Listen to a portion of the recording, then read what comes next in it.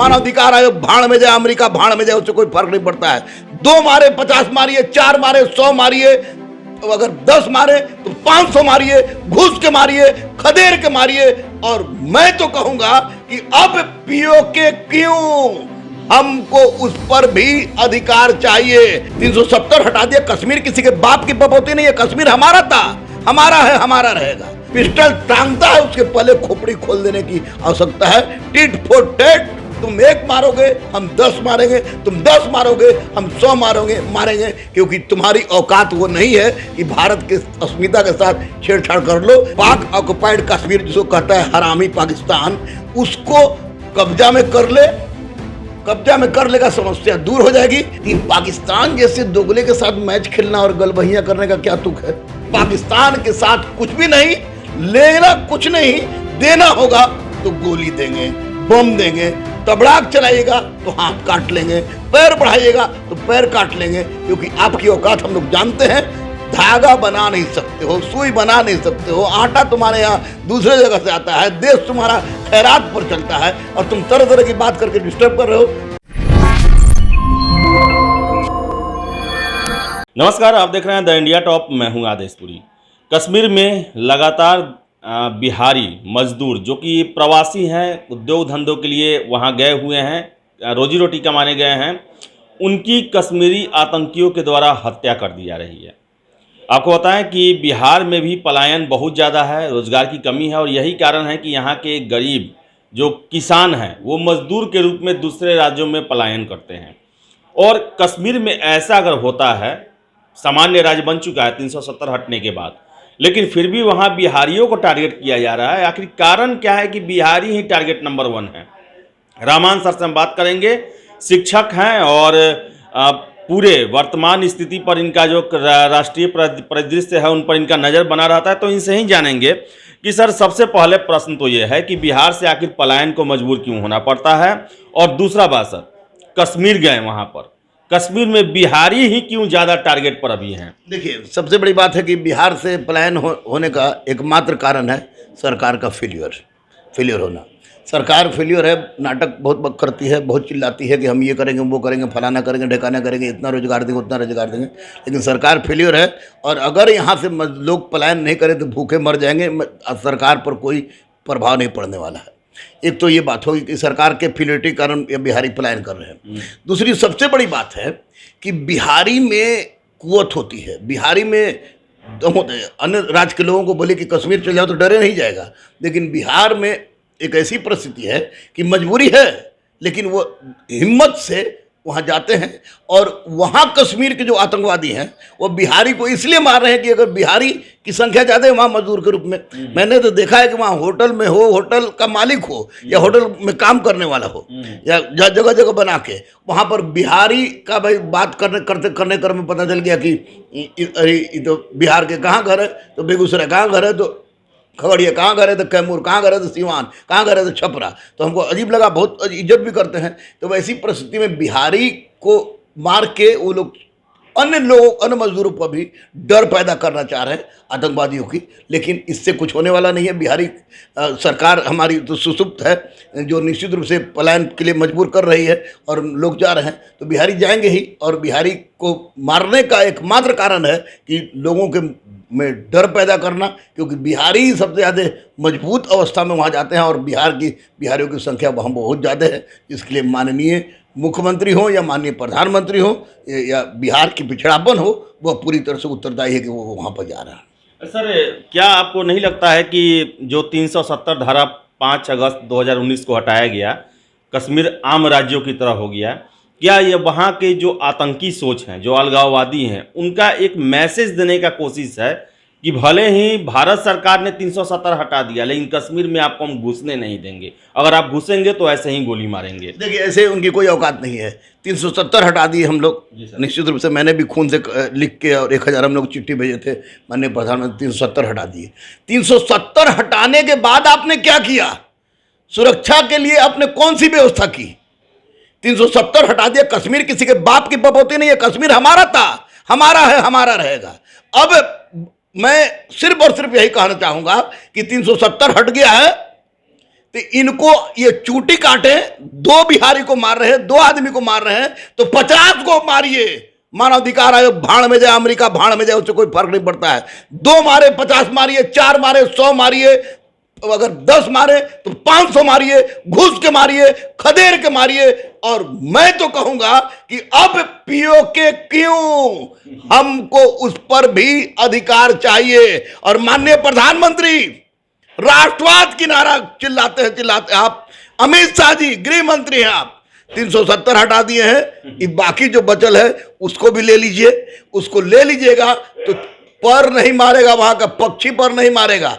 और निश्चित रूप से हमारे सेनाओं पर अंकुश लगाया गया कि गोली नहीं मारना है, चुम्मा लेना है। तो ऐसे चुम्मा लेने से नहीं होगा। अब हम बोले ना कि अगर वो पिस्टल टांगता है उसके पहले खोपड़ी खोल देने की आवश्यकता है। टिट फॉर टेट, तुम 1 मारोगे हम 10 मारेंगे, तुम 10 मारोगे हम 100 मारेंगे, क्योंकि तुम्हारी औकात वो नहीं है कि भारत के अस्मिता के साथ छेड़छाड़ कर लो। लेकिन एक सबसे बड़ी कमी रह गई हम लोग के पास कि जो पीओ के बचा हुआ है पाक ऑक्युपाइड कश्मीर जिसको कहता है हरामी पाकिस्तान, उसको कब्जा में कर ले। कब्जा में कर लेगा, समस्या दूर हो जाएगी। 370 हट गया है, कश्मीर हमारा था, हमारा रहेगा ही, लेकिन पीओके को अंदर करने का समय आ गया है। और इससे अच्छा मौका कभी नहीं मिलेगा कि पीओके को हम लोग अपने अधीन कर लें। सर एक और चर्चा चल रहा है, गिरिराज सिंह फिर से, जो अरविंद कुमार शाह जो बांका के मरे हैं, उनके पिता भी जो हैं देवेंद्र शाह जो है, उनका मांग है। फिर से नीरज बबलू बिहार सरकार में मंत्री हैं कि जब पाकिस्तान ही भारतीयों को कश्मीर में मरवा रहा है तो फिर उस देश के साथ मैच खेलने की क्या जरूरत। 24 अक्टूबर को T20 वर्ल्ड कप है, तो उनके साथ मैच का बहिष्कार होना चाहिए, मैच को भारत को नहीं खेलना चाहिए। देखिए आदेश, आप भी इतिहास के स्टूडेंट हैं, मैंने आपको पढ़ाया भी है, मुझे पता है।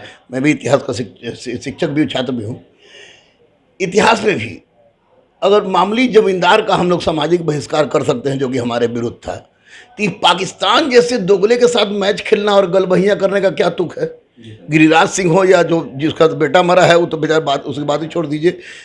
निश्चित रूप से पाकिस्तान से हर उस तरह का रिश्ता खत्म कर देना चाहिए और उसको बिल्कुल ही सामाजिक धार्मिक प्रत्येक दृष्टिकोण से बहिष्कार करना चाहिए। मैं आपका समर्थन करता हूं, गिरिराज सिंह का समर्थन करता हूं, सबका समर्थन करता हूं। एक भारतीय होने के नाते मैं यही कहना चाहूंगा कि पाकिस्तान के साथ कुछ भी नहीं लेना, कुछ नहीं देना होगा तो गोली देंगे, बम देंगे, तबड़ाक चलाइएगा तो हाथ काट लेंगे, पैर बढ़ाइएगा तो पैर काट लेंगे, क्योंकि आपकी औकात हम लोग जानते हैं। धागा बना नहीं सकते हो, सुई बना नहीं सकते हो, आटा तुम्हारे यहाँ दूसरे जगह से आता है, देश तुम्हारा खैरात पर चलता है और तुम तरह तरह की बात करके डिस्टर्ब कर रहे हो। बिल्कुल नहीं, किसी भी परिस्थिति में पाकिस्तान से किसी भी तरह का संबंध रखने का मैं पक्षधर नहीं हूँ। ये तो हो गया कि गोलियों चल रहा है, इधर से आके गलवैयाँ भी कर रहा है, ये क्यों करेंगे, क्यों करेंगे, क्यों मैच होगा पाकिस्तान से। मैच का मतलब दोस्ताना होता है, पाकिस्तान दोस्ताना है। ये तो दोगला, चाइना से भी बड़ा दोगला हमारे लिए है, क्योंकि हर बार में कहता कि आतंकवादी नहीं, आतंकवादी नहीं, आतंकवादी नहीं है, और सारे के सारे आतंकवादी वही हैं। तो निश्चित रूप से पाकिस्तान के साथ किसी भी तरह का संबंध रखना यह भारतीयों के हृदय पर बहुत बड़ा आघात पहुंचेगा। मैं तो कहता हूं कि इस मैच, भारत पाकिस्तान के बीच में मैच क्या, कुछ भी नहीं होना चाहिए, कुछ भी नहीं होना चाहिए, क्योंकि कुछ भी नहीं होगा तब बंद कर देना चाहिए। बिल्कुल बिल्कुल, पाकिस्तान को आतंकवादी देश घोषित करे अमेरिका, जो कि ऑलरेडी पहले भी घोषित किया है, पूरा विश्व घोषित करे, क्योंकि आतंकवाद किसी के लिए उचित नहीं है।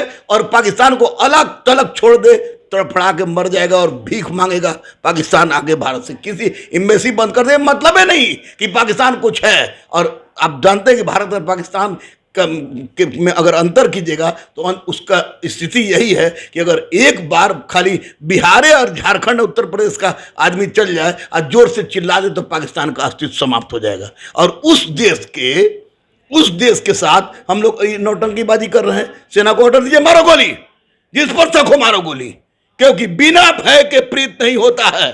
ये मैं कह रहा हूं कि सेना को ऑर्डर दीजिए, खुला ऑर्डर दीजिए कि जिसको शक लगे, जिस पर शक लगे, मारो गोली की खोपड़ी खुल जाए। जिस दिन ऐसा करना शुरू कर दिया भारतीय सेना और हमारे नेताओं ने इसकी अनुमति दे दी, उस दिन से एक पटाखा नहीं छूटेगा, बम और पिस्तौल की तो बात ही छोड़ दीजिए। लेकिन सर, पाकिस्तान के दौरान हमेशा ये कहा था हमारे पास एटम बम है, तो हम लोग आलू बम रखे हुए हैं, वो एटम बम चलाने का छोड़ेगा तब तक उसका अस्तित्व समाप्त कर देंगे हम लोग को सिंधु घाटी सभ्यता, वैदिक सभ्यता और पाकिस्तानी सभ्यता पढ़ाना पड़ेगा।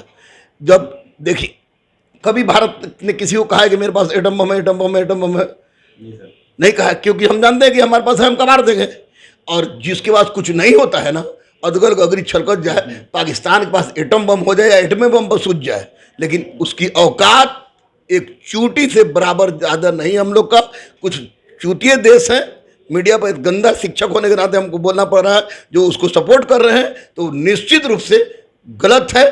पाकिस्तान के साथ अब वक्त आ गया है एक एक हाथ फरिया लेने का कि है ताकत आओ सामने, और पाकिस्तान का गोली का जवाब गोली से दीजिए और बुरी तरह मारिए, ऐसा मारिए कि आने वाली पीढ़ी याद करे कि बाप रे बाप गलती से भारत की ओर नौता को। और अभी सबसे पहला काम करें कि ये पाक ऑक्युपाइड कश्मीर को जितना जल्दी हो सके अपने अधीन हम लोग ले लें।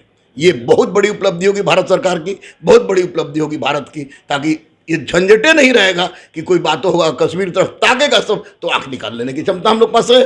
लेकिन सेना को अनुमति मिले, क्योंकि सेना बेचारे हमारे बहुत सारे असिस्टेंट कमांडेंट हैं, बहुत सारे 14-15 मारे गए हैं। हाँ, बहुत सारे हमारे असिस्टेंट कमांडेंट हैं, बहुत सारे हमारे गुरुकुल के बच्चे वहाँ पर ड्यूटी में हैं। वो बोलते हैं गुरुजी क्या करें हम लोग मजबूरी में गोली नहीं चलाते क्योंकि हम लोग को आदेश नहीं है।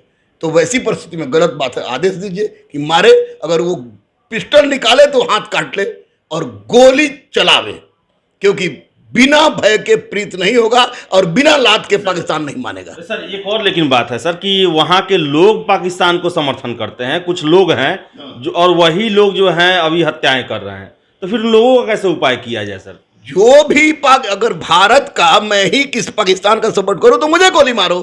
वहां के लोग जब पाकिस्तान का समर्थन कर रहे हैं तो फिर भारतीय हुआ कहां से? उसको गोली मारिए, जो होगा देखा जाएगा।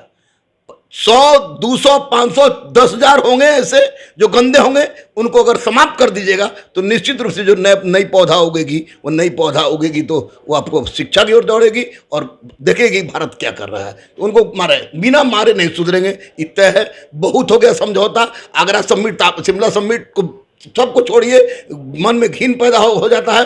अब एक ही उपाय है, टिट फॉर टैट। तुम एक मारोगे हम 10 मारेंगे, और ये पाक ऑक्युपाइड कश्मीर है उसको आप कब्जा कीजिए। उसके लिए फिर अभियान चलाएंगे ब्लड से लिख के हम लोग कि आप ये काम कीजिए। नहीं तो जितना बेरोजगार है, नौकरी तो नहीं दे रहे हैं, नौकरी तो नहीं दे रहे सरकार, जितना बेरोजगार है सब बेरोजगार इकट्ठा होकर हम लोग चल जाएंगे। मार देखते कितना गोली चलाता है, हम लोग चल जाएंगे। किसान आंदोलन से में तो संभल नहीं रहा है, और जब ये स्टूडेंट आंदोलन कर दिया तो फिर क्या होगा? तो हम लोग को नौकरी बच्चा सबको मिल ही नहीं रहा है। तो ऐसी परिस्थिति में तमाम बच्चों के साथ उठ के हम लोग बात उठाएंगे, दिल्ली में आवाज़ उठाएंगे, वहाँ से नहीं तो कश्मीर की ओर पुट करेंगे, और कितना गोली मारता है वो देखेंगे। लेकिन मारना जरूरी है। आदेश बिना मारे नहीं सुधरेगा, बिना भय के प्रीत नहीं होता है।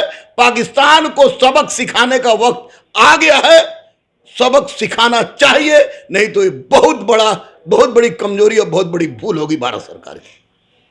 तो रहमान सर का साफ कहना है कि जब तक पीओके का समस्या समाधान नहीं होगा तब तक कश्मीर में ऐसा होते ही रहेगा, और कड़ा मिलिट्री एक्शन जो है भारत सरकार को कश्मीर में लेना चाहिए। वैसे लोगों के लिए जो कि रहते हिंदुस्तान में है लेकिन सोच पाकिस्तान का रखते हैं, कश्मीर को पाकिस्तान का अंग बनते हुए देखना चाहते हैं। इसके साथ ही साथ पीओके उस पर भी भारत को अपना दावा करना चाहिए। अपने सैन्य जो हैं उनको, सेना के जो जवान हैं उन्हें उतारना चाहिए और कब्जा करना चाहिए, क्योंकि वो भारत का ही अंग था, है और आगे भी रहेगा। तो फिलहाल सेनाओं को भी छूट देनी चाहिए। तो और सेनाओं को भी सर का कहना है कि पूरी छूट कश्मीर में देनी चाहिए, ताकि कश्मीर जो है पूरी तरह से भारत के अन्य राज्यों की तरह शामिल हो सके। तो फिलहाल इस वीडियो में इतना ही। वीडियो पसंद है लाइक शेयर करें, हमारे चैनल द इंडिया टॉप को सब्सक्राइब जरूर कर लें। धन्यवाद।